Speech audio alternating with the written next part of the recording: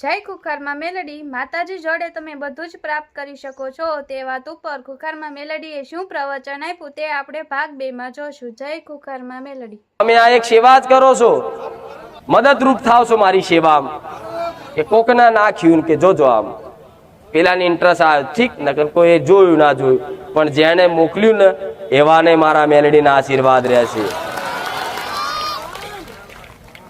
અને કઈક કરતા તો હેરતા ચાલતા રિક્ષામાં ચોક ભેગા ત્યાં જતા હોય ને વાતો કરતા કરતા સુખ દુઃખ ની જ વાતો કરે. અજાણ્યા હોય તો 2 કલાકની સફર કરવાની હોય તો ક્યાં ગામના, અમે આ ગામના.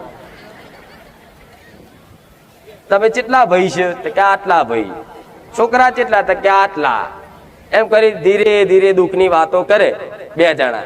પછી પેલો દુઃખ ગાય આનું, પછી પેલા એવું ગાય પાછું કે ભાઈ હું આવો દુઃખી છું, મારો છોકરો માથે પડ્યો છે, ભણાય ગણાય મોટો કર્યો, સારા કોલેજમાં ભણાયો, ડિગ્રી હલાવી અને અત્યારે રખડી ખાય છે, મારે તો બધું જીવનનું પાણી બરબાદ કર્યું.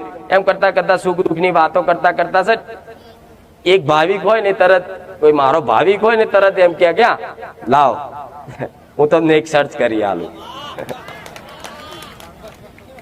અને એને ગેરંટી આલી તમે મોનતા રાખો તમારું કામ ના થાય મન કહેજો. આલી કે નહીં?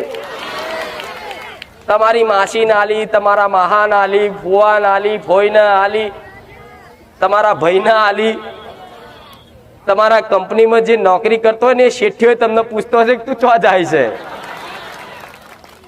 આ શું ખોટું? કઈક ના તો શેઠિયા લઈને આવી કંપનીના આયા કે માં મારો શેઠ આવ્યો.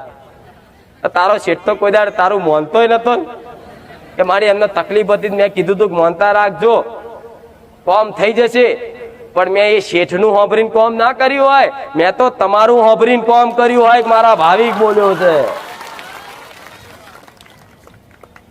કે મારા ભક્તે મારા ભાવિકે કોઈને કીધું છે કે તારે કેન્સર છે ને મોનતા રાખ મટી જશે, એની ગેરંટી મારી. એવી તમે કોક ને કહો ને અને પેલો ખાલી એમ કે હા હા હા, એનો થોડોય ઘણો 1% ભાવ જાગે કે હા, ખાલી દેવી શક્તિ માનતો હોય ને અને સ્વીકાર કરે ને કે હા હા કહેતા જ એ મનથી વિચારે ને પેલા તમારા હુકમ ઉપર, તમારા આદેશ ઉપર તમે ઓગરી કરીને એ તમારું મૌન ખાતર હું જો કોકનું કામ કરી આવતી હોય તો તમારું ચમ ના કરું. તમે કોકનો ઓગરી કરો ફટાક દઈને કામ થઈ જાય કે મારી એના પહેલા તો હું આવું છું તારા સાનિધ્યમ 6 મહિનાથી, માં એને ખાલી ઓગરી કરી એનું પહેલું થઈ ગયું કે અનુ રહી ગયો. થાય છે કે નહીં આવું? તો તમારી બોલે એનું કરી શકતી હોય તો તમારું ચમ ના કરી શકું? થોડી તો વિચારો. સત્ય છે ને? પણ કોક ને કહો છો જા દીકરો આવશે તો કોઈક ને દીકરા આલ્યા જોવો છો ને? એક હિન્દી ભાષી હતો, એ નતો માનતો કે આ બધું ના હોય. પેલા એ કીધું તું કે જા દીકરો આવશે ને આ તારીખે આવશે ને આ સમયે આવશે, હું સમયે આલ્યો એનું મૌન રાખી. જોયો છે ને મારો પરચો? તો વિચાર કરો, તમારે એટલું જ વિચારવાની જરૂર છે કે હું કોકને વાંગરી કરો છું તો હું કામ કરી આલું છું, તો તમારું કેમ નહીં કરતી? પ્રશ્ન તો થાય ને, થતો જશે અંદર અંદર પાછા વાતો કરે એવું સાંભળું છું. અહીંથી જો થોડું પ્રવચન બવચન ઓછું થાય ને આમ બધા આગા પાછા 2-4 ભાવિકો ભેગા થાય ને એટલે ક્યાં સારું હું મારા માસીને લઈને આવીને મારા માસીનું કામ થઈ ગયું, મારું જ નહીં થતું. મારા મોમા લઈને આવે, મારા મોમાનું બોલો 4 દાડામાં થઈ ગયું, નતું થાય એવું થઈ ગયું, અને મારું આટલું કામ નહીં કર્યું. એમ કઈ મન વારી લે. બાજુ વાળો હોય કે હા વાત સાચી ભાઈ, તો થઈ જશે, વિશ્વાસ રાખો, થશે. એકબીજાને આશ્વાસન આલો છો ને બધું. તમારી આ ફોનમાં વાતો કરો ને એ હું અભરી લઉં છું. હા શું ખોટું? ત્યાંથી વિચારી લો કે તમારું કેટલું ધ્યાન રાખવું. હવે તમે એમ કહો માં અમારું હોભરતી નહીં તો મારે પછી જેડો કાઢવો પડે કે લાવો કોયડો. હવે નવા એલા એમ નવા તો આ બધું ખબર નહીં પડે એકદમ. હજુ તો પેલા ધોરણ બાલ મંદિરમાં આયા તમે, પેલું ભણવું પડશે, બીજું, ત્રીજું, ચોથું, પાંચમું, સાતમું. અમુક મારા ભાવિકો જો મોટી પરીક્ષામાં આવી જાય, 10મામાં આવી જાય, જો આવી જાય કે નહીં? એટલે પ્રવચન થોડું લાંબુ હેડારીશ, પણ હું બહુ ઝીણી ઝીણી વાત કરું છું. તમારો વિશ્વાસ ના તૂટન, તમારું કામ કઈ રીતે થશે, ક્યારે થશે એ કહી દે, ચિંતા ના કરશો, પણ હું કહીશ.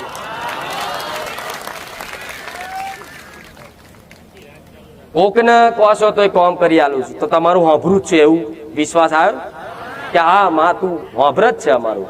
કોકનું કહે છે તોય થઈ જાય છે. તો હોભરું શું છતાંય તમારું કામ કેમ નહીં થતું? તેના કઈક કારણો, અનંત કારણો હોય છે. મારે તમને કારણ જણાવવા છે. મારે તમને કારણ એના જણાવવા છે કે દીકરી, તે મારી મોનતા રાખી હતી, મને ખબર છે, મેં તારી મોનતા સ્વીકાર કરી, પણ હું આ તારું કામ નહીં કરી શકતી. તો એની પાછળ કારણો અનંત હોય.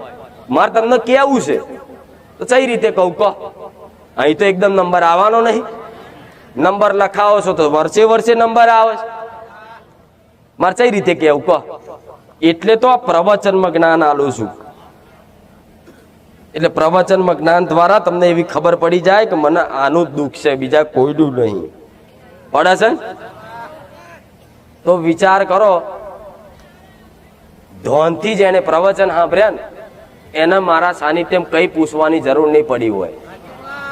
કેટલાય ભાવિક ભક્તો એવા છે કે એને મને એક વખત નહીં પૂછ્યું, પણ એનો અનુભવ પૂછી આવજો કે માં તારા પારે આવવાથી તો અમે સુખી સુખી થઈ ગયા. થયા ને? તો વિચાર કરો, તમારું હોભરું જ છું, પણ મારે તમને કેવું છે, પણ હું કઈ રીતે કહી શકું?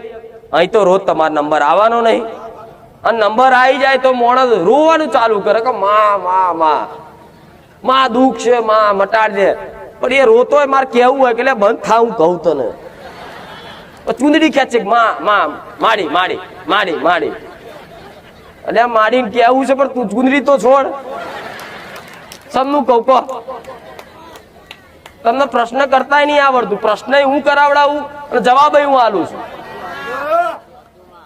પૂછવાનું હોય ને તો દીકરીઓ હોય દીકરા હોય ગમે તે, ગમે ત્યારે ચાન્સ મળી જાય ને તો માડી માડી માડી માડી. શું કરું કહો? આટલા બધા હજારો ટોરામાં મેં તમારું નજર તો મારી, એટલે સમજી લો મારી નજર પડી એટલે આવી જાય વાત. ઘેર બેઠા હું વાપરી લઉં છું, આમ થાય ચાલુ ભાઈ કે વાત કરો એ વાપરી લઉં છું, તો ભાઈ અહીં રૂબરૂ છે ના વાપરું.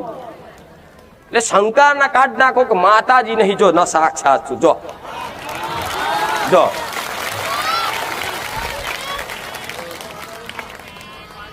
ભલે દેખાતી નહીં, પણ તમને વિશ્વાસ છે ને બસ એમ. એટલે નિરાશ નહીં થવું, કામ ના થાય તો નિરાશ નહીં થવું, નહીં થવું, નહીં થવું. મન વારી લેવાનું, ભલે કામ ના થયું કોઈ વાંધો નહીં, આવતો રવિવાર, ભલે આવતો રવિવાર, આવતો રવિવાર, આવતો રવિવાર. એમ કરતા કરતા રવિવારની ગણતરી ખબર નહીં પડે ને એટલા આગળ વધી જતો. 6 મહિના પછી ખબર પડશે માં જેની હું માંગણી કરતો હતો ને હવે એ વસ્તુ મારે જોઈતી થઈ જાય કે નહીં? અમુક દીકરો હોય કે માં મને ફલાણી છોકરી ગમે, મારે એની જોડે જ કરવું છે. અમુક દીકરી એવી પ્રાર્થના કરે કે માં મને મારો કોઈ છે પ્રેમિકા, મારે કર એની જોડે લગ્ન કરવા છે. કઈક હોય છે, હું જોઉં છું અને સત્ય જ છે ને. તો મને ખબર હોય કે દીકરી તું અત્યારે પ્રેમ અત્યારે તું બધી માતા હોય ભગવાને પ્રાર્થના કરસ, પણ એ તારા યોગ્ય અને ભગવાને તારા નસીબમાં લખ્યું. કોઈ દીકરો માથું પછાડીને લોહી કાઢે, માં મારે તો અહીંયા જ કરવાનું, ગમે તેને મનાઈ લે, તું પ્રાર્થના કરું છું એના બાપાને મલાઈ લે, માને મલાઈ લે. આવા બધા બહુ આવે પ્રાર્થના વાળા, હું જોઉં છું. પણ તમે તમારા નસીબ જ નહીં, તમારા માટે યોગ્ય જ નહીં. હું કેમનું હાલું? મન કહો હેડો હાલું અલાય મારથી? તમારી એ હટ આગળ જતા કેટલી નુકસાનકારક હોય તો હું માતા જાણું, તમે જાણો. મારા કરતા હોશિયાર છો તમે. અમુક તો કે મારી તું હોભરતી એટલે હોભરું છું. અહીં ઉપર આવીને કે જો હું કહું એનું બધું કે હું ચમ ના પાડું. આગળ જતા જેટલા કકરાટ થવાના હોય, ઝઘડા થવાના હોય, કોઈ એવી દીકરીનો સ્વભાવ ચેવો હોય, કોઈ દીકરી જોડે કોઈ વસ્તુ હોય, ગમે તે, પણ આગળ જતા એને એટલું નુકસાનદાયક હોય અને એનું જીવન બરબાદ થવાનું હોય. અને મારા સાનિધ્યમાં આવી અને તમે આવી પ્રાર્થના કરો ને મને જીવન તમારું હોપ્યું હોય તો તમારું જીવન બરબાદ થાય એવું ક્યારે હું મેલેડી કામ કરું? તો મારું જે તે કાર્ય હશે ને એ તમારા સારા માટે જ હશે. તમારું હું કામ ના કરું ને તો એ તમારા માટે આગળ જતા 100% હિતકારક છે. હું મેલેડી આવું કહું, પણ તમને અત્યારે એવું લાગે માતાજી હોંભરતા નહીં, કોમ નહીં કરતા. એટલે કોમ વારી નહીં, તમારું કોમ કરી આલું. માવતર બનીને બેઠી છું, માં જેવા વાલ કરું છું. આ શું ખોટું? એટલે હું તમને એ જ શીખવાડીશ કે દોડવાથી નહીં ભલું થાય. ચોય આ ભુવન પેલો ભુવન પેલો ભુવન પેલો ભુવન કહેતા નહીં કહેતા 500 ભુવા કરી નાખ્યા. અને 500 ભુવાની માતાઓ, જો તમારું 500 માતા ભુવાની 500 માતાઓ હશે, 500 માતાઓ તમારું હારું નહીં કરી શકતી. તો હું ચઈ ખેતની મૂડી છું, તો હું તમારું ભલું કરી આલું.